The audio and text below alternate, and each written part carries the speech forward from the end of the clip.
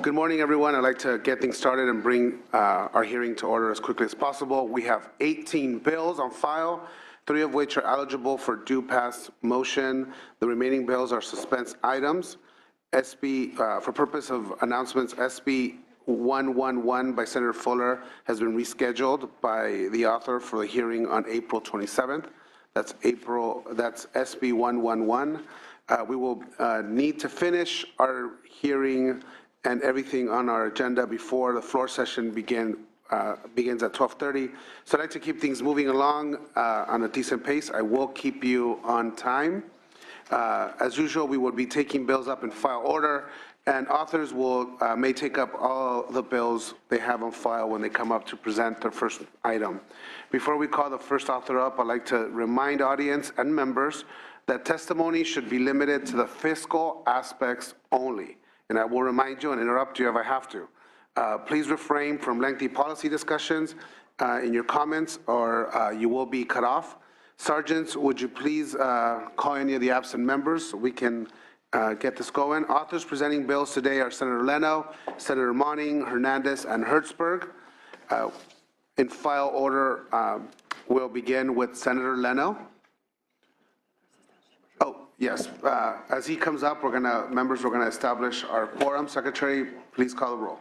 Laura? Here. Laura, here. Bates? Bell? Here. Bell, here. Hill? Here. Hill, here. Leyva? Here. Leyva, here. Mendoza? Here. Mendoza, here. Nielsen? Nielsen, here. We have a quorum, and Senator Leno, welcome. Thank you, Mr. Chair, committee members. You may proceed. Thank you. I'm joined by SB 3's joint author, your committee member, Senator Leyva. Please join me. And the bill deals with what President Obama has called the defining challenge of our time, and that would be income inequality. And rather than get into all the good policy and moral reasons why we should do this, I'm going to stick to the very specific fiscal reasons why we should move this bill forward, referring to the California Research Bureau's recent report, and that is a nonpartisan research service that benefits the state, on the cost savings that raising the minimum wage will benefit the state. So about 5 million workers will see wage increases of about $21 billion. As a result, we'll see between, and this is according to the California Research Bureau, $135 million and $780 million in additional income taxes paid to the state. Also, these low-wage workers will be spending more money on taxable goods, which will increase sales tax revenue between $460 million and $570 million. Additionally, this will alleviate some of the corporate welfare that the state is paying right now to assist employers who pay their workers so little, in fact, poverty wages, that these workers, by definition, qualify for public assistance. One example is that it will reduce the number of individuals eligible for Medi-Cal by about 440,000, saving the state an estimated $615 million to about $755 million just in Medi-Cal costs alone. And just to substantiate the fact that we will see increases in income tax revenue, contrary to what the opposition will say, raising the minimum wage creates jobs, does not kill jobs. All we have to do is look what's happened here in California since we raised our minimum wage. Just recently, Governor Brown signed that most recent minimum wage bill into law in the fall of 2013. So businesses knew what was coming, and took effect July 1st of 2014. In the year of 2014, California created 471,000 jobs. That was a job growth rate of 3.1%. Compare that to national rate of 2.3%. And at the time this most recent minimum wage increase went into effect, California's unemployment rate was 7.4%. Today, it's 6.5% and dropping even in recent months. So we see the jobs are being created at the fastest rate of any state in the country. We've just raised our minimum wage to $9 an hour. in the middle of 2014. The 1st of January 16, as businesses well know, as they're creating more jobs at a very fast clip, we'll increase it to $10 an hour in 2016. The reason we're here is that that is still a poverty wage. We should not have it legal in California that people who are working full-time live below the federal poverty limit.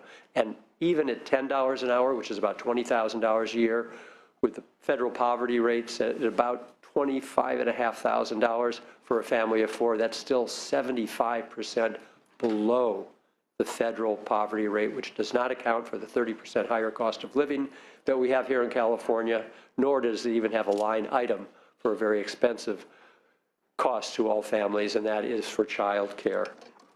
So one last point that you may hear with regard to how this is detrimental to workers, the number of persons who are forced to work part-time, and that's one of the arguments that is used, that this will force employers to put people on part-time. The number of persons who are forced to work part-time has decreased by 68,000 since February 2014. So not only have we seen the overall job growth increase since the increase in July 2014 of the minimum wage, but also those forced to accept fewer hours of work or become part-time is also clearly not true. Before we introduce our witnesses, very proud to have join me our joint author, Senator Connie Leyva.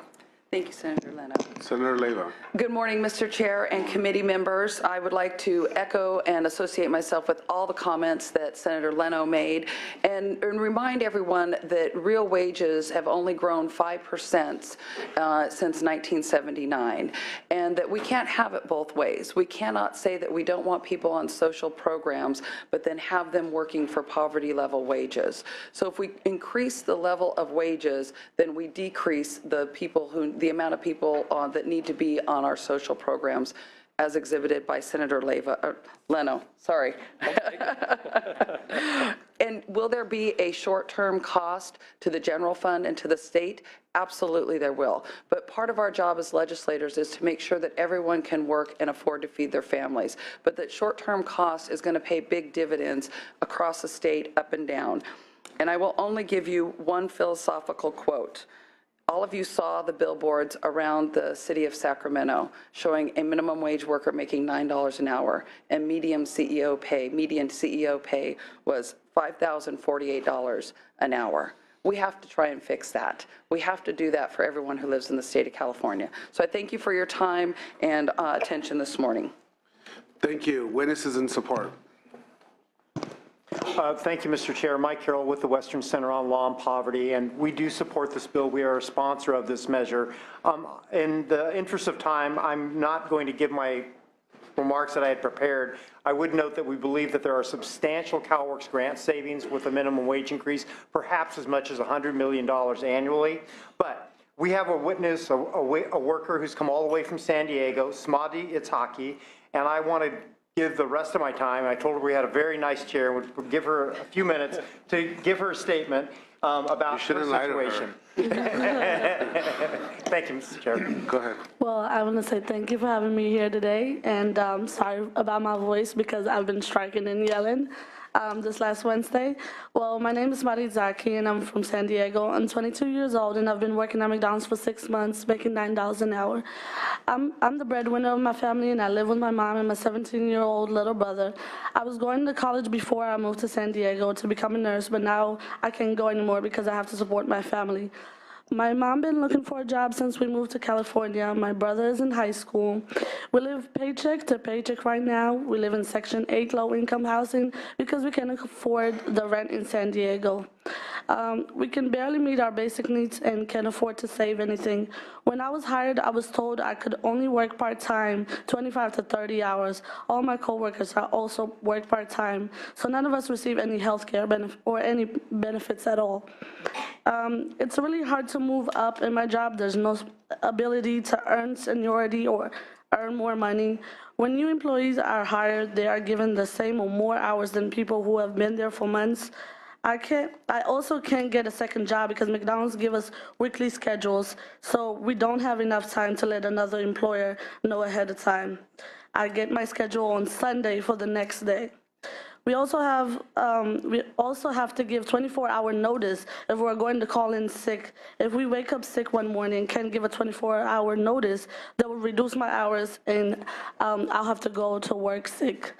Living on the minimum wage means living in constant worry. There's always worry about making rent or having enough money for food for the month. We have to prioritize which bill we have to pay. I have to choose between paying the electricity bill or a bus pass. I can get to work, so I can get to work, and my brother can go to school. There were times when we couldn't afford both passes, so I gave my bus pass to my brother, and I would walk by myself at 4 a.m., and I can't even save enough for a car. I'm here to tell you that those of us living in poverty are working hard to do better, and we need your help as our legislators. We need you to take action to keep the promise of the Golden State so that no one who works hard day after day, week after week, is forced to live in poverty. Raising wages would make a huge difference for people who are working hard to lift their families out of poverty. We aren't asking to be able to take a vacation in the Bahamas. A higher paycheck would mean I'll be able to pay all my bills on time. I'll be able to go to school and support my family. I'll be able to be independent and not have to rely on government assistance. I want to be able to live, not just survive.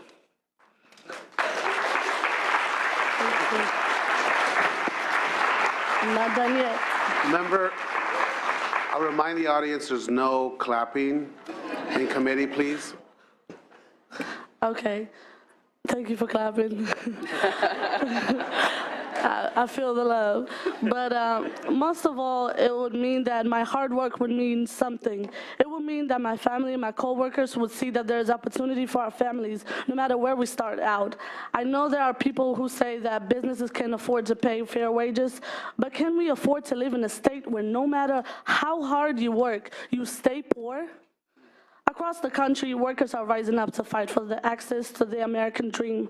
In San Francisco and Oakland, we have already won higher wages, and we're gaining momentum every day. In fact, we're here talking about a solution for all Californians.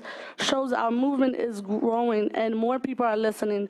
Thank you, Senator Eleno, for fighting for us. I'm here today fighting for myself, my family, but I'm also here fighting for my coworkers who are afraid to speak out because they're afraid of losing their jobs. Thank you. Thank you. Thank you for coming. Additional witnesses in support. Mr. Chair, other members, Paul Yoder on behalf of San Francisco Mayor Edwin Lee and the citizens of San Francisco who recently voted to hike the minimum wage there. Urge your aye vote. Thank you. Sylvia Solis Shaw on behalf of City of Los Angeles Mayor Eric Garcetti. Currently, 27% of the city's residents live at or below the poverty line. This bill would go a long way in helping them lift or go beyond the poverty line. Thank you. Honorable Chair, Mr. Nielsen, Mr. Bell, Mr. Mendoza, Mr. Hill, Sam Rodriguez on behalf of United Food and Commercial Workers, representing over 160,000 members in the state, one of the co-sponsors of this bill to address income inequality. I just want to share one brief comment. Over the last 10 years, in our industry alone, we have basically struggled with stagnant wages. Now, the top 20 companies in California, 41% of the grocery industry in California are owned by private equity firms who are not obligated to file financial statements. I ask you that we in terms of changing this trend, to support this bill to move forward and close the gap of income inequality. Thank you, sir. Good morning, Mr. Chair. Tia Orr on behalf of the Service Employees International Union. I would like to echo the comments of the wonderful witness that we had from McDonald's today. I couldn't have said it better. On behalf of 750,000 members across the state, we ask you to vote aye on this legislation. This is important to our movement and will continue the fight for decent wages. Thank you.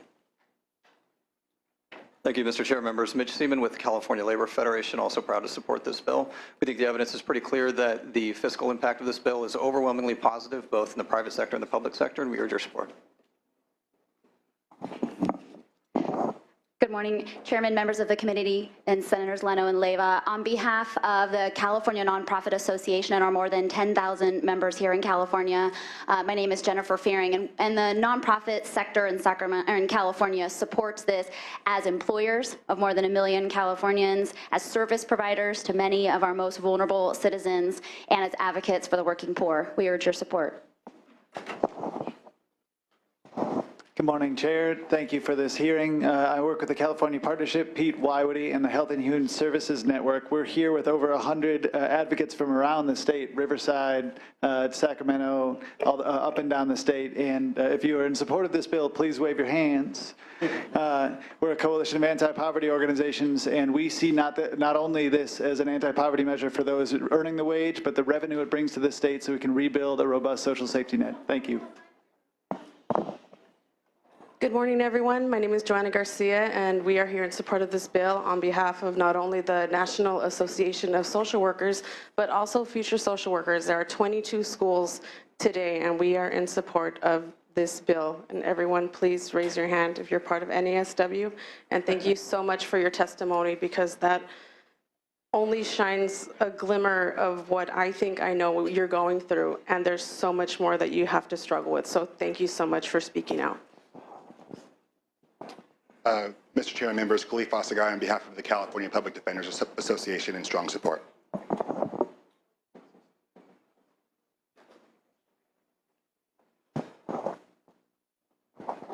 Thank you. Good morning. My name is Ruthie Goldkorn. I serve on the Legislative Committee of Californians for Disability Rights. I'm the chair of the California Democratic Party Disabilities Caucus. I am here representing CDR, but I'm also more specifically here with the California Partnership. There are groups of individuals that are seemingly disparate who have all come together in collaboration and coalition in order to support this. The cost-benefit analysis falls clearly on the side of the benefit to the state of California to break down the walls of poverty, and the elimination of Section 14C of the Fair Labor Act of 1938, which was continuously reauthorized from 1938 until now, that allowed Goodwill and similar organizations to pay their employees with developmental disabilities 10 cents an hour, is finally falling, just like the walls of poverty. Increasing the minimum wage increases the participation of everyone within the workforce, and that is only a benefit to the state of California. Please support this bill. Please vote to get this bill out of committee and send it on its way. Thank you, Senator Leno. Thank you, Senator Leyva. We really appreciate it. Again, I'm going to ask if people can be brief out of respect to the other senators. We have to end this meeting by 12:30. If we don't get to other members' bills, we're going to have to pull their bills over to the next hearing. Natasha Minsker, ACLU of California, in support. Brian Kaufman. I am a clinical social worker from Norwalk, California. I work at Metropolitan State Hospital. And also on behalf of NASW, National Association of Social Workers, I emphatically support SB 3. Reg Norton, representing NSAW, please support SB 3. Gina De Silva with the California Immigrant Policy Center in support. I'm Anthony Miller. I'm with the San Francisco Senator Hotel and in support. I'm Ronald Kills, and I'm from St. Mary's Center in Oakland. And I commend the young lady on what she's saying. And $9 an hour is not enough. And I know you guys had to work for minimum wage that time, and it wasn't enough for you. I crunched some of the numbers. 15 above could be better. We got one of the richest states in the country, and we shouldn't have poverty. A lot of us can't get on Section 8 or anything like that to subsidize some of the things that we need. So I support this bill, but just make it a little bit better, take us out of poverty. Thank you. Thank you, Mr. Chairman, for your day. My name is Fred Barnes. I'm from St. Mary's Center in Oakland. Poverty in California is a plague, but it's a plague that, with your help, we can cure. And I urge you to break down the walls of poverty. Thank you for your time.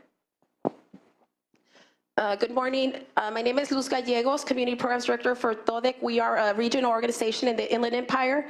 We want to thank First of all, before going into the minute, we want to take our champion, Senator Lara, for the health for all. But we're here for the minimum wage. We mobilized 2 buses from the region, the Riverside, Coachella, High Desert, San Bernardino County, and our Senators, County Leyva, thank you. But we are here. We brought some of our farm workers from the Valle de Coachella that are not even getting paid minimum wage. And we need your support to raise this, and most of all, to bring accountability to all these companies that are really taking advantage of our people. Oh, buenas tardes, mi nombre es María Betancourt y vengo de Coachella y quisiera pedir a que subiera el sueldo mínimo porque realmente no nos alcanzamos para nada. Tenemos que trabajar arriba de 10 horas para poder tener algo digno para comer o ya sea para la salud. Queremos que nos ayude y tenemos el voto para ustedes. Good morning, my name is Samantha Yanes, and I'm here with Todek, and I'm here to ask you to raise minimum wage because nobody here else would be able to live off minimum wage. It's really sad that kids and families can't live the American life because of the minimum wage. Thank you. Buenos días, mi nombre es Magdalena, vengo del Valle de Coachella y venimos apoyando a Todek y venimos a pedirles que nos apoyen a que tengamos un sueldo más alto que el mínimo que tenemos. Aún es muy poco para sacar los gastos diarios y nos quedan todavía necesidades por no cumplir porque nuestro sueldo es aún bajo. Gracias. Buenos días, mi nombre es Sandra y vengo de Coachella y representando al grupo Todek. Les vengo a pedir el favor que nos ayuden ya, el sueldo que nos pagan no nos alcanza ni para nuestra salud, ni para darle de comer a nuestra familia. Por favor, se los pido. Mi nombre es Hipólito Núñez y vengo representando a Riverside, Perris, y les pido que por favor a todos los legisladores de aquí de Sacramento y de todo California, que a ver si se puede. Gracias. My name is Kevin Doherty. I'm a social work student at Chico State. I strongly support this bill. I also represent as a member of the NASW. Please restore our socioeconomic ladder. Good morning. I'm Lisa Hirsch with the Multi-Faith Action Coalition of Contra Costa County. We have 50 congregations in Contra Costa County as part of our coalition, and we represent thousands, and we strongly support SB 3. Mr. Chair, good morning, ladies and gentlemen. My name is Charles King, and I'm an advocate for seniors in the Bay Area. And many seniors have to work in order to live, and we are in support of this bill. Thank you. Thank you. My name is Madeline Rios. I'm here from the Latino Roundtable of the San Gabriel and Pomona Valleys, and we are here to support both the Health for All and SB 3 as priority bills. Thank you. Good morning. My name is Jose Diaz. I am in Pomona City.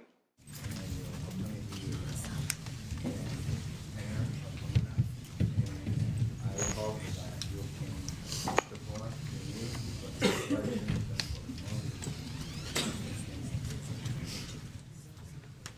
Good morning, my name is Russell Daniel. I'm a social worker and a resident of Palm Beach, California. I urge the committee for an aye vote on this bill. Thank you. Can you make sure the microphone's on? I don't hear. Hello, my name is Humaira Sheikh, and I am from San Diego also. I'm also doing my master's in social work and representing NASW. And I can tell you that I went back to school because I lost my business and home, and I'm a single parent, and I know exactly what you feel like. And our jails are overfilled, partly because of poverty, and raising the minimum wage will lift us out of poverty. It's a human issue. Please vote yes on it. Thank you. Hi, good morning. My name is Woon Woon. I'm from San Francisco. 咁我一定要支持嗰個托兒、個 childcare 同埋嗰個 minimum 嗰個 way 㗎，因為冇咗最低工資嘅話咧，我哋真係俾唔起啊！所以咧，我一定要支持呢一樣嘢咯。希望你哋一齊努力支持我哋。Thank you. Hello, good morning. My name is Gigi Tian from San Francisco. my your kid 4 kids and your may support for money childcare the kid in school 即係課後補習啊，要 childcare I go to one and no take care the kid 多謝晒 ，thank you。 Hi, my name is Carly. I come from San Francisco. I come here 3 years ago. I need more money for the childcare, and I support the minimum wage because you know the new immigrant they want the life is better. We need the minimum wage raise. Thank you. Thank you. Good morning. My name is Maria Lustor. I'm the organizer of Parent Voices, and you've heard from our parents in San Francisco. And we support SB3 and the minimum wage because when parents work minimum wage, it's barely enough to pay for childcare. And low-income working families reinvest all their money back into the economy, so minimum wage makes sense. Hi, thank you. My name is Bill Collins from St. Mary's, Oakland, and I support the minimum wage bill. Hi, my name is Luz Diaz. I come from Coachella Valley. I'm a junior, and I support the minimum wage because my parents, sometimes they can't afford paying the bills. Thank you. Hi, Christopher Ryan, San Bernardino, TODEC. Just supporting the SB3 bill. It's hard to explain working with international students why we have so much poverty in our cities, and they wonder why there's people sleeping on the streets. They never see them in their countries. So it's like coming from a rich country, you know, this shouldn't be happening. So thank you. Hello and thank you. My name is Remigio Ruiz. I represent TODEC, Riverside, Moreno Valley, Coachella, OIE. I'm speaking on behalf of tens and thousands of people that can't afford the bare minimum. Honestly, I don't think that's acceptable. I care for California's people, and if you do too, you will support this bill. Thank you. Hello, legislators. I am Jonathan Espinoza. I'm a student at the University of California, Irvine currently, and I have to work over 40 hours a week just to pay my housing so I could stay in school. I support this minimum wage, and I'm also with TODEC. Buenos días, mi nombre es María, vengo del Valle de Coachella, representando también aquí a nuestros compañeros de TODEC. Venimos a suplicarles, por favor, nos ayuden a que nos aumenten el sueldo. Es muy poco, nosotros como padres no podemos darles las necesidades a nuestros hijos. Ellos desean estudiar, el sueldo que tenemos no nos alcanza muchas veces para nada. Nuestros hijos tienen necesidades, desean cosas, no se las podemos dar por lo mismo de que el sueldo que gana nuestro marido junto con uno no nos alcanza más que para mal comer y pasarla y nomás por las necesidades, los gastos que tiene uno en la casa, no es el sueldo que está ahorita para las necesidades que tiene uno en el hogar. Gracias. Good morning. My name is Carol Moss, and I am with Older Women's League of Sacramento and CARA, California Association of Retired Americans, over 900 members strong, and we are in support of this bill. Yes, my name is, good afternoon, everybody. My name is Harry Kane. I'm here with St. Mary's Organization, and we support the increase in funds also. My name is Martha Bader. I am a resident of Oakland and a homeowner there. In Oakland, we recently raised the minimum wage, and I am thrilled. I am a middle-class person. Thanks to my union membership, I make a great wage, and I am more than happy to pay a tiny bit more if that's what it costs for my neighbors to be able to make a living wage. I also think that we need to create parity in the state because, you know, we don't want to have wage differentials so huge that it creates economic dislocation. I'm 100% in support of indexing the minimum wage so that we don't have to keep revisiting this year after year. Thank you. Hi, my name is Carmen Odendine, and I'm a Cal State University Long Beach social work student. And I support this bill because a family that is working full-time should not be in poverty. Seth Bramble here on behalf of the California Teachers Association in strong support. Thank you. That concludes I believe that concludes our testimony in support. Witnesses in opposition, if they can please come forward.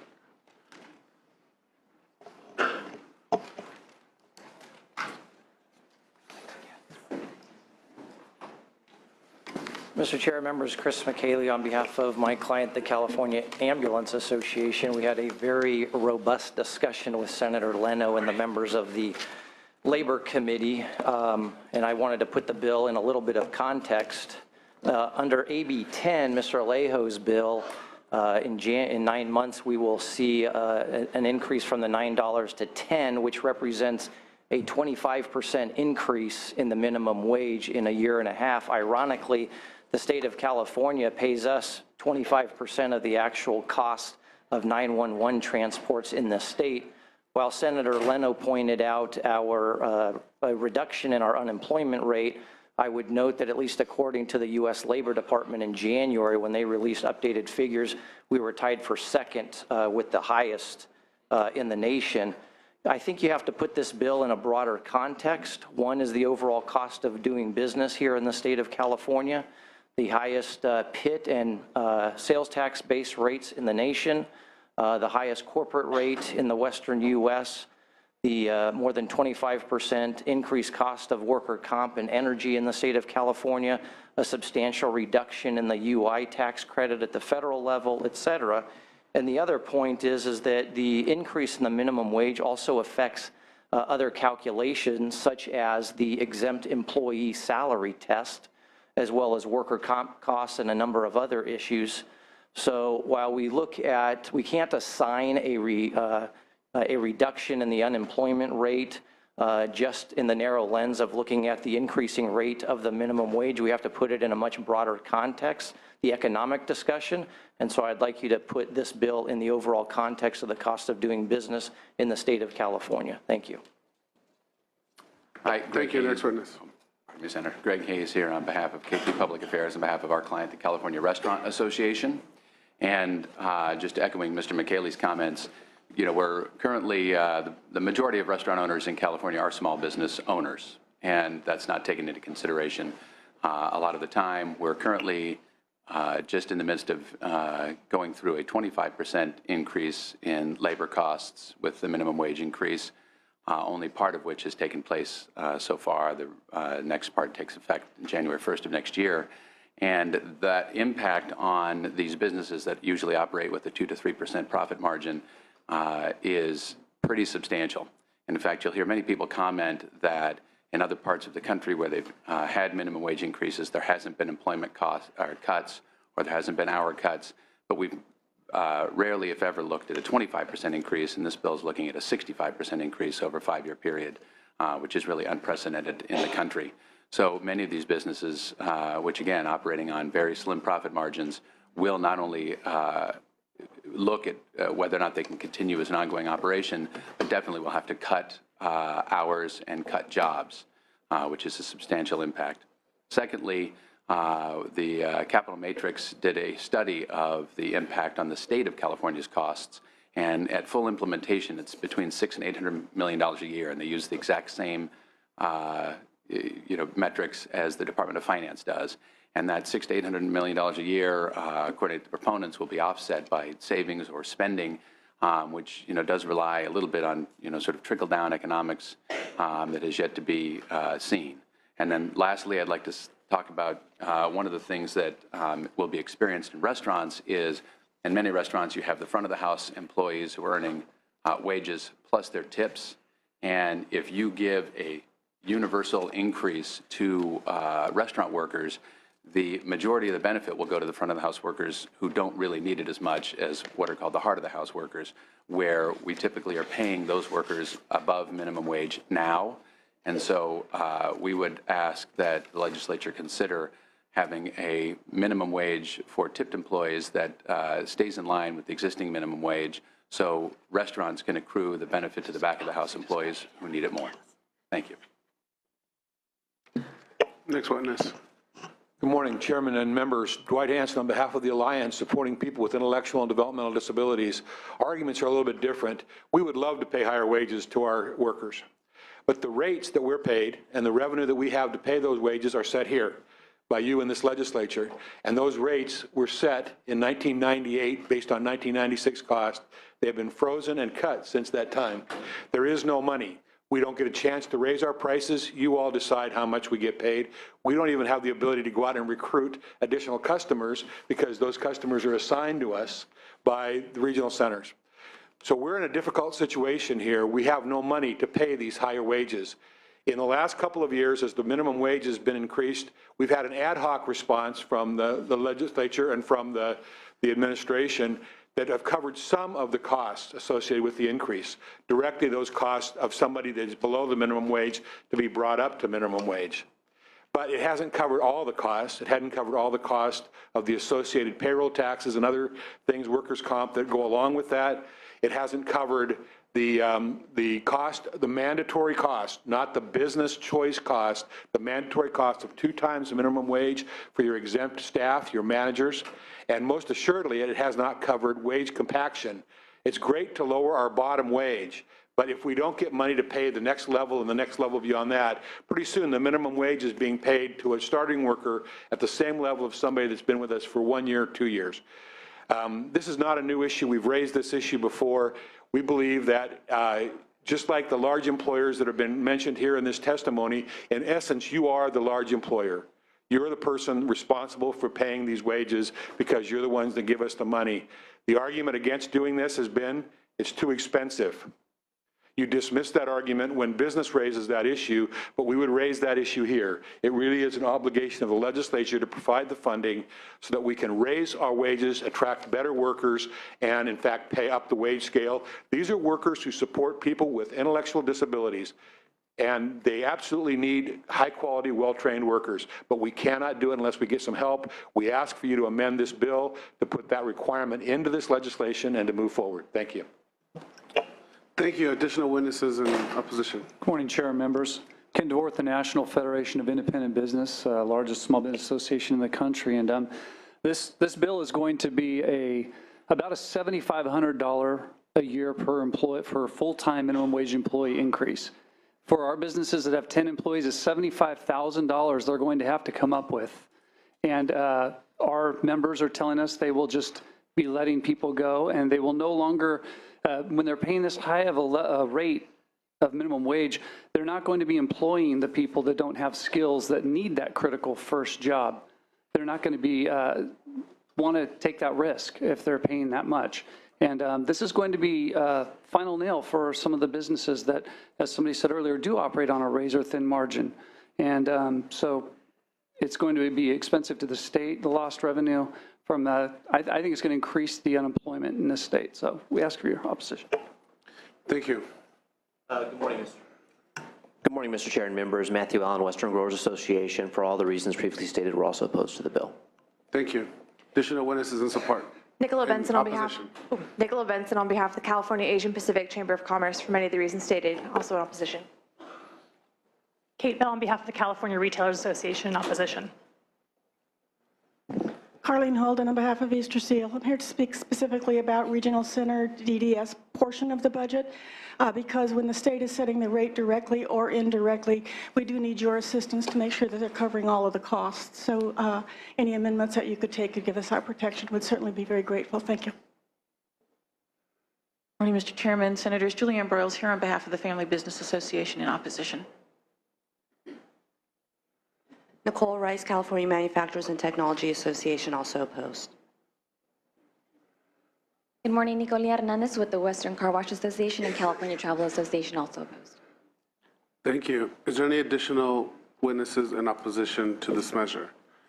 Seeing none, Finance, do you have a file? Good morning, Mr. Chair. Jacqueline Wong Hernandez with the Department of Finance.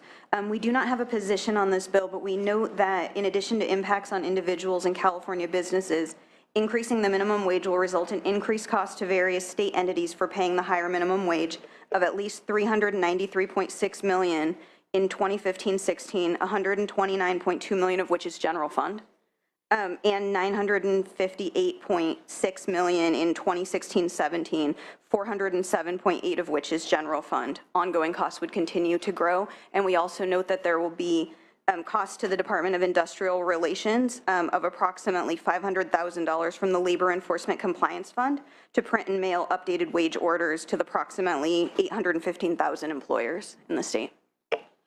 Thank you.